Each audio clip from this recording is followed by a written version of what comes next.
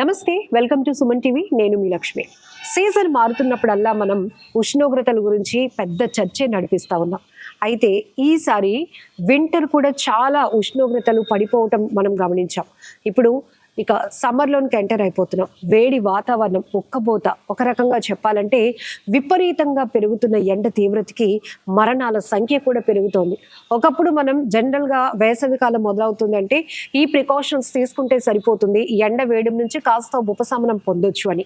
But ఇప్పుడు climate change విషయంకి వస్తే ఇది ఖచ్చితంగా ఆందోళనకరమైన విషయాలే మనం చర్చించుకోవాల్సి వస్తుంది. ఎందుకంటే లివింగ్ కల్చర్ పెరుగుతోంది, అట్లనే నగరాలు విస్తీర్ణ కూడా పెరుగుతోంది. ఈ రకంగా మానవ మనుగడ కోసం, మనుషుల అవసరాల కోసం పర్యావరణం హరించుకుపోతున్నటువంటి పరిస్థితులు కూడా మనం చూస్తున్నాం. దానికి ఇక ప్రత్యామ్నాయాలు ఏమైనా ఉన్నాయా అంటే మేధావులు, పర్యావరణవేత్తలు చెప్తున్నటువంటి అమూల్యమైనటువంటి విషయాలను మనం పాటించడం తప్ప ఇంకేదైనా బెటర్గా చేయగలుగుతాము అంటే ప్రభుత్వాలు కూడా కొన్ని రకాల ఇనిషియేటివ్స్ తీసుకుంటూ ఉన్నాయి. అయితే సముద్ర వాతావరణం కూడా చాలా విపరీతంగా పెరుగుతూ ఉండటం ఇప్పుడు మనం చూస్తూ ఉన్నాం. ఇంకా ఈ సీజన్ని పర్టికులర్గా మనం ఫీల్ కాకముందే మరొక సీజన్లోకి ఎంటర్ అయిపోతున్నాం. వర్షాకాలం ఎండల్లో వర్షాలు చూస్తున్నాం, శీతాకాలంలో ఎండలు చూస్తున్నాం. ఏంటి విపరీతమైన మార్పులు అనేది చూస్తే గనుక దీనిపైన సైంటిఫిక్ రీజన్స్ మాట్లాడడానికి మనతో పాటు కేఎస్ఆర్ మూర్తి గారు ఉన్నారు, రిటైర్డ్ సైంటిస్ట్ ఆఫ్ NIO. నమస్తే అండి సార్. అనేక రకాలుగా మనం ఎవ్రీ ఇయర్ ప్రజల్ని అవేర్నెస్ చేస్తున్నాం, ఎందుకంటే ఖచ్చితంగా ఇది మనకు అవసరమైనటువంటి సబ్జెక్ట్. నెక్స్ట్ జనరేషన్కి మనం పర్యావరణాన్ని ఏ రకంగా అందించబోతున్నామో పక్కన పెడితే ఇప్పుడు మనం ఎలా ఫీల్ అవ్వగలుగుతున్నాం అనేది పెద్ద ప్రశ్నగా మారింది సార్. ఎందుకు ఈ సముద్ర వాతావరణం కావచ్చు, ఇవన్నీ ఎందుకు మార్పులు? ఈ విషయం మీకు కూలంకషంగా కొద్దిగా హిస్టారికల్ యాంగిల్ నుంచి, సైంటిఫిక్ యాంగిల్ నుంచి మీకు చెప్పాలంటే మనకి భూమి యొక్క కొన్ని వివరాలు తెలుసుకోవాలి. భూమి గుండ్రంగా తిరుగుతుంది పడబట్టి నుంచి తూర్పుకి. కానీ భూమి మనం అనుకున్నట్టుగా దాని యాక్సెస్ నార్త్ సౌత్ కింద లేదు, కొద్దిగా టిల్ట్ అయ్యింది. ఈ టిల్ట్ అవ్వడంలో ఏంటంటే ఈ రొటేషన్ అవ్వడంలో ఈ టిల్టింగ్ యాక్సెస్ కూడా అప్పుడప్పుడు మారుతూ ఉంటుంది. మారుతుండడం వల్ల ఏంటుంది, ఈ భూమి ఒకప్పుడు అక్కడేమో సన్ ఉంది, ఇంకో ప్లానెట్, వెరీ హాట్ ప్లానెట్. ఒకప్పుడు సన్కి దూరం అవుతూ ఉంటుంది, ఒక్కోసారి సన్కి దగ్గర అవుతుంటుంది. అంచేత ఏంటంటే సాధారణంగా ఈ భూమి యొక్క వాతావరణం కొన్ని లక్షల సంవత్సరాల దృష్టిలో పెట్టుకుంటే శీతలంగా ఉన్న రోజులు ఉన్నాయి, చాలా వారంగా ఉన్న రోజులు ఉన్నాయి. వీటిని మనం మా సైంటిఫిక్ లాంగ్వేజ్లో ఏమంటామంటే glacial periods, inter glacial periods. ఉదాహరణకి మీకు 18,000 సంవత్సరాల క్రితం, మీకు ఒక ఐడియా ఫార్మ్ అవడం కోసం చెప్తాను. 18,000 సంవత్సరాల క్రితం మనం ఇప్పుడున్న టెంపరేచర్ కన్నా చాలా కోల్డ్ టెంపరేచర్లో ఉండేవాళ్ళం. దాన్ని గ్లేసియల్ పీరియడ్ అంటారు. అప్పుడు సముద్ర మట్టం బాగా వెనక్కి వెళ్ళిపోయింది. ఫర్ ఎగ్జాంపుల్ మీరు విశాఖపట్నం బీచ్ తీసుకుంటే ఇక్కడి నుంచి ఒక 25 కిలోమీటర్ల లోపల ఒడ్డు ఉండేది, ఇప్పుడు ముందుకు వచ్చింది. అంటే అప్పుడు శీతల పరిస్థితులు ఉన్నాయి. ఇప్పుడేమో దాన్ని warming period, glacial period, inter glacial period. Inter glacial period అంటే వార్మింగ్ పీరియడ్, గ్లేసియల్ పీరియడ్ అంటే ఉష్ణోగ్రతలు చాలా పడిపోయింది. ఇది కేవలం ఒక ఇంటర్నేషనల్, ఒక గ్లోబల్ ఫినామినా. కారణం ఏంటి? నేను చెప్పినట్టు భూమి తిరిగేటప్పుడు సూర్యుడికి దగ్గరికి వెళ్తుందో దూరంగా అవుతుందో దాన్ని బట్టి ఉంటుంది.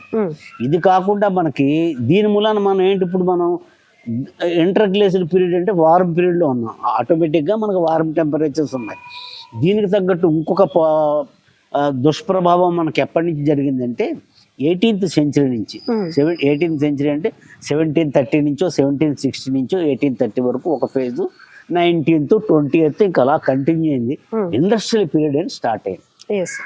ఇండస్ట్రియల్ పీరియడ్ మూలన ఏమైంది, పూర్వం ఏ రకమైన మెషిన్లు ఇవి అవి ఏమి లేకుండా పనులు చేసుకున్నా ఇప్పుడు ఇండస్ట్రియల్ పీరియడ్ వచ్చేటప్పటికి బ్రిటన్లో స్టార్ట్ అయింది. తర్వాత ప్రపంచం అంతా ఇప్పుడు ఇండస్ట్రియల్ పీరియడ్ అయిపోయింది. మనం అనేక ఎక్విప్మెంట్లు వాడుతున్నాం.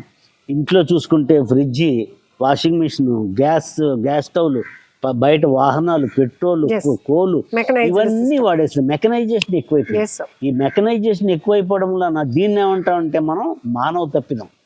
ఇందాక మీకు చెప్పింది సైంటిఫిక్ రీజన్, ఇది హ్యూమన్ రీజన్. కానీ హ్యూమన్ రీజన్ మూలాన లాస్ట్ 100 yearsలో ఈ మానవ తప్పిద మూలాన గ్లోబల్ టెంపరేచర్స్ బాగా ఎక్కువైపోయాయి. దానికి కారణం ఏంటంటే మనం గ్రీన్ హౌస్ గ్యాసెస్ రిలీజ్ చేసేస్తున్నాం. కార్బన్ డైఆక్సైడ్, మీథేన్, ఇవన్నీ ఈ ఆయిల్ ఎక్స్ప్లోరేషన్ అవ్వచ్చు, వాహనాల్లో వాడచ్చు, ఎయిర్ కండిషన్లో వాడచ్చు, వీటన్నింటిలోనూ కూడా గ్రీన్ హౌస్ గ్యాసెస్ బాగా రిలీజ్ అయిపోయి మనకి వాతావరణం వేడెక్కిపోయింది. ఆ temperature rise for example last 10 yearsలో 2015 Yes, sir. 2025లో 1.5 degrees సెంటిగ్రేడ్ టెంపరేచర్ పెరిగిపోయింది. ఈవెన్ విశాఖపట్నంలో 1979లో వచ్చినప్పుడు 35-36 చూసేవాళ్ళం, ఇప్పుడు 42 దాటిపోయింది. Yes, sir. అవును. దీనికి కారణం మానవ తప్పిదం. అంతకన్నా మనం ఏం చేస్తున్నాం, సముద్రాలను కాలుష్యం చేసేస్తున్నాం, సముద్రంలో ప్లాస్టిక్ వ్యర్థాలు వదిలేస్తున్నాం, కాంక్రీట్ జంగిల్స్ ఇలా అపార్ట్మెంట్లు బిల్డింగ్లు కట్టేస్తున్నాం, వృక్ష సంపదను తగలేసేస్తున్నాం. ఇవన్నీ చేయడం వల్ల ఏమిటవుతుంది, గ్లోబల్ వార్మింగ్కి మానవుడు తన తప్పిదం ద్వారా దాన్ని ఎక్కువ చేసుకున్నాడు. సరే, ఈ టెంపరేచర్లు ఇంకా అలా పెరుగుతూ పెరుగుతూ పెరుగుతూ ఉంటే ఇప్పటికే అనేక రకాల చర్మ వ్యాధులు కావచ్చు, హెల్త్ ఇష్యూస్ ఫేస్ చేస్తున్నాము. సో స్వచ్ఛమైన గాలిని వెతుక్కొని మరి అక్కడికి వెళ్లాల్సినటువంటి పరిస్థితి. సో అప్పుడు వీర బ్రహ్మేంద్ర స్వామి వారు చెప్పినట్టు తాగే నీళ్లు కొనుక్కోవాల్సి వస్తుంది. ఇవన్నీ లైట్ గా తీసుకున్నాం మనం, కానీ ఇవన్నీ ఆలోచిస్తే చాలా ప్రమాదకరంగా మారుతుంది. ఏం చెప్తారు అసలు? అదేంటంటే గ్లోబల్ వార్మింగ్ వల్ల వచ్చే కాన్సిక్వెన్సెస్ చాలా దారుణంగా ఉంటాయి. ఇప్పుడు దీని వల్ల ఏమిటవుతుంది, మనకి ఒక 20-30 సంవత్సరాల క్రితం శీతాకాలం అంటే చలేస్తుంది, ఎండాకాలం ఎండ వస్తుంది, వానాకాలంలో వాన వస్తుంది, వానాకాలం ఈ పీరియడ్లో స్టార్ట్ అవుతుంది, అలా ఒక ప్యాటర్న్ ఉండేది. ఇప్పుడు ప్యాటర్న్ లేకుండా పోయింది. వానాకాలంలో అన్యూజువల్ రెయిన్స్ వచ్చేస్తున్నాయి, శీతాకాలంలో ఎండలు ఎక్కువ ఉంటున్నాయి, ఒకప్పుడు ఈ ఏడాది లాగా చలి ఎక్కువ ఉంటుంది, ఫ్లాష్ ఫ్లడ్స్, ఒక అన్యూజువల్ ఫినామినా. మీకు సైంటిఫిక్ చెప్తాను నేను. ఈ మధ్య న్యూస్ మనకి ఏంటంటే, మనకి ఆర్కిటిక్ ఉంది ఉత్తరాన్ని, అంటార్టిక్ ఉంది సౌత్లో, అక్కడ మంచు కొండలు కరిగిపోతున్నాయి. ఆ మంచు కొండలు కరిగిపోవడం ఇప్పుడు లేటెస్ట్గా సైంటిస్టులు ఏమనుకుంటున్నారంటే, ఎంత కాన్సిక్వెన్సెస్ ఉంటాయంటే అక్కడ బరువు తగ్గిపోతుంది, ఆ వాటర్ అంతా వచ్చి ఈక్వేటర్ రీజియన్లోకి వచ్చేస్తుంది. రావడం వల్ల ఏంటి, భూమి యొక్క ఈ రొటేషన్ ఫినామినా అక్కడ ఈ మంచుకు అప్పుడు కొన్ని లక్షల కిలోమీటర్ల ఐస్ కరిగిపోయి ఆ నీరు అక్కడ ఇక్కడ బ్యాలెన్స్, ఇది భూమి యొక్క కక్ష్య, దాని స్పీడు, పైగానేమో ఈక్వేటోరియల్ రీజియన్లో టెంపరేచర్లు అవన్నీ ఇక్కడ ఎఫెక్ట్ అవుతాయని చెప్పి అనుకుంటున్నారు. అంత వేగంగా మనం చేసిన తప్పిదాల, మన డెవలప్మెంట్ దృష్టిలో పెట్టుకుని మనం చేసిన తప్పిదాల వలన ఈ వాతావరణం వేడెక్కడం వలన ఏంటంటే రకరకాల వైరల్ డిసీజులు వచ్చేస్తాయి. టెంపరేచర్ రైజ్ వలన వేసంకాలంలో వచ్చే రోగాలు, ఫాస్ట్ ఫ్లడ్స్ వలన వచ్చే డెంగ్యూ అటువంటి రోగాలు, తర్వాత మిగతా బ్యాక్టీరియా, వైరల్, ఇవన్నీ ఇక్కడ మనకి గ్లోబల్ వార్మింగ్ వలన హెల్త్ ఎఫెక్ట్ అవుతుంది. కొన్ని ల్యాండ్ స్లైడ్స్ అవి మన చాలా చోట్ల హిమాచల్ ప్రదేశ్లో అవ్వచ్చు, కేరళలో అవ్వచ్చు, చూడడం వలన విపరీతమైన ప్రాణ నష్టం, ఆస్తి నష్టం, ఇవన్నీ మనకి జరుగుతుంది. సరే, ఇప్పుడు సముద్ర వాతావరణాలలో ఈ మార్పులు మనం చూస్తున్నప్పుడు ఆ ఎఫెక్ట్ ఇమీడియట్ గా మనుషుల మీద పడుతుంది. మనుషుల వల్ల జరుగుతున్నటువంటి పరిణామాలు సముద్రంలో ఉండే జీవరాశుల పైన ఎట్లా ఉంటుందంటారు? అది కూడా ఉంటుందండి. ఎందుకంటే ఇప్పుడు భూమి ఉద్భవించినప్పటి నుంచి కొన్ని కోట్ల సంవత్సరాల నుంచి ఇప్పటి వరకు కూడా ఒక్కొక్క ఏరియాలో ఒక్కో రకమైన జంతువులు నశించి, మీకు అంటార్టికాలో పెంగ్విన్స్ ఉంటాయి, మరి కొన్ని చోట తిమింగలాలు ఉంటాయి సముద్రంలో, మన దగ్గరేమో కోస్తా తీరంలో రొయ్యలు, చేపలు ఇవన్నీ ఉంటాయి. వీటిలన్నిటికీ టెంపరేచర్ ఎఫెక్ట్ వల్ల ఏమిటవుతుందంటే వాటి యొక్క జీవన శైలి మారిపోతుంది. ఇప్పుడు మీరు కూడా చూడండి, ఇదివరకు వేసవికాలం అయితే, శీతాకాలం అయితే స్వెటర్ వేసుకోవాలేమో అనుకునేది, ఇప్పుడు శీతాకాలం కూడా ఒక్కొక్కప్పుడు అవసరం లేకుండా పోతుంది. వేసవికాలంలోనేమో వర్షాలు వస్తుంటే గొడుగులు వేసుకునే రోజులు వస్తుంది. అంచేదేంటి, మనం స్లోగా మనిషి అడాప్ట్ అవుతున్నాడు. భారీ తిమింగలాలు సైతం తీర ప్రాంతానికి కొట్టుకుపోతున్నాయి సార్, అసలు కొట్టుమిట్టాడుతున్నాయి. అలాగే టర్టిల్స్ ఒకటి. తర్వాత ఇప్పుడు ఏంటి, మనం ఎప్పుడైతే ఇప్పుడు మీరు అంటార్టికాలో తిమింగలాన్ని ఎక్కడ దొరికి దాని కనుక ఏమైనా పొట్టకొస్తే దాని పొట్ట నిండా కనుక మనకి ప్లాస్టిక్లు కనపడినా ఆశ్చర్యం లేదు. అంత దూరం మన వ్యర్థాలు వెళ్ళిపోతున్నాయి. అంతలా మనం సముద్ర వాతావరణం వేడెక్కితే ఏమిటవుతుందంటే సర్ఫేస్ టెంపరేచర్, ఆ ఓషన్ టెంపరేచర్ రైజ్ అయిపోతుంది. రైజ్ అవ్వడం వలన మనకి గాలిలో మాయిశ్చర్ ఎక్కువ, ఈ వర్షాలు పడడం, అదొక వర్షాలు ఎక్కువ పడడం, అదొకటి. వేరే అయినా ఈ మారిన పరిస్థితుల్ని ఆ జీవరాశి తట్టుకోగలడం అదొక ఛాలెంజ్.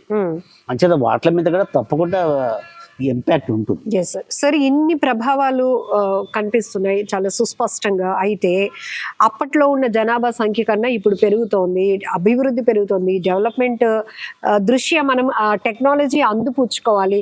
ఇప్పటికీ మనిషి మీదే ఆధారపడడం కన్నా టెక్నాలజీ మీద ఆధారపడుతున్నారు అంటే ఇట్స్ కాల్డ్ డెవలప్ అనేది ఒక చర్చ నడుస్తోంది. బట్ ఇప్పుడు మనం చూస్తున్నాం సార్, ఎక్కడ ఇప్పుడు నగరాలు చూస్తే గనక అద్దాల మేడల్లాగానే కనపడతా ఉంది. ఇవన్నీ కూడా తిరిగి రిఫ్లెక్ట్ ఎవరి మీద అవుతున్నాయంటే మళ్ళీ మన మీదే.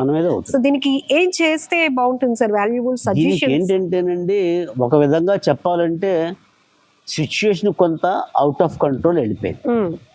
మనం గ్లోబల్ వాతావరణాన్ని కానీ గ్లోబల్ టెంపరేచర్ని కానీ ఇప్పుడున్న పరిస్థితుల్లో మనం వెనక్కి తీసుకురావడం అనేది ఆల్మోస్ట్ ఇంపాసిబుల్ ఏమో అన్న స్టేజ్ వచ్చింది. కాకపోతే చాలా ప్రోటోకాల్స్ ఇవి ఇంటర్నేషనల్ ఇవి తగ్గించండి అవి తగ్గించండి ఒప్పందాలు ఇవన్నీ జరిగాయి. కానీ అవి ఎంతవరకు అమలు జరుగుతాయనేది ఒకటి తీసుకుంటే, అవి అమలు జరిగినా సరే కొంత మనం ఏమైనా ఆపగలమా అంటే అది కూడా అనుమానం అయిన స్టేజ్కి వచ్చింది. కాకపోతే ఉన్నంతలో మనం ఏం చేయాలంటే మనం చేసిన స్టెప్పుల్ని వీలైనంత వరకు వెనక్కి తీసుకోవాలి. ఫర్ ఎగ్జాంపుల్, ఒక అపార్ట్మెంట్ కట్టడానికి చెట్లన్నీ పడగొట్టేసిన తర్వాత మళ్ళీ ఆ ఏరియాలో ఒక రకమైన వృక్ష సంపద పెంచాలి. ఒక ఇండస్ట్రీ పెట్టడానికి కోస్టల్ ఏరియాలో మ్యాంగ్రూవ్స్ని అన్నింటినీ కూడా మనం తగలేస్తున్నాం. ఇప్పుడు మళ్ళీ రష్యన్ గోడలో అవన్నీ అలాంగ్ ద కోస్ట్ ప్లాంటేషన్ కడదాం. మంచిదే. కొంత ఏంటి కొత్తగా కొంత మనం నివారణ చర్యలు ఇప్పుడేంటి గ్లోబల్ వార్మింగ్ వర్షాలు ఎక్కువ, తుఫాన్లు ఎక్కువ, సైక్లోన్లు వచ్చి అవన్నీ కోస్తా తీరాలను ఆక్రమించేస్తుంటే కోస్తా తీరం కుచించుకుపోతాం. దాన్ని ప్రొటెక్ట్ చేయడం కోసం కూడా ఎలాంగ్ ద కోస్ట్ మనం పెద్ద భారీ కోట్ల ప్రాజెక్టులు పెట్టి ప్లాంటేషన్ స్టార్ట్ చేస్తాం. అది మంచిదే. అంటే ఏంటనమాట, మనం కొంత మానవుడు గ్రహించి ఒక చెట్టు పడగొట్టాడంటే 10 చెట్టు వేయాలి. ఆ రకంగా వెళ్ళి కొంత డిఫారెస్టేషన్ చేయడం, పొల్యూషన్ తగ్గించుకోవడం, ప్లాస్టిక్ని కంట్రోల్ చేయడం. ఎక్కడైనా సరే కాలనీస్లో, మా కాలనీ చూడండి ఎంత దిక్కు వెజిటేషన్ ఉంటుంది. చెట్లు బాగా పెంచడం, యాజ్ ఫార్ యాజ్ పాసిబుల్ మన చేతిలో ఉన్నట్టుగా టెంపరేచర్స్ని తగ్గించడానికి కొన్ని నివారణ చర్యలు. కొద్దిగా కారు వాడించోట, ఒక్కొక్కరు ఒక్కొక్క కారు వాడించోట, మేజర్ సిటీస్లో కార్ కూలింగ్ పెట్టడం కానీ, లేకపోతే ఏంటంటే సిఎన్జి, పెట్రోలియం కానీ, గ్యాస్ కానీ, కోల్ కానీ, థర్మల్ పవర్ కానీ ఇవన్నీ తగ్గించుకుని సోలార్ పవర్ అటువంటి కొన్ని నాన్ పొల్యూషన్ క్రియేటింగ్ ఎనర్జీస్ని వాడి ఇలా కొన్ని నివారణ చర్యలు చేస్తే ఇప్పుడున్న సిచ్యుయేషన్ కన్నా వరస్ట్ సిచ్యుయేషన్ వెళ్ళకుండా ఉండగలం. Thank you so much sir. నమస్తే.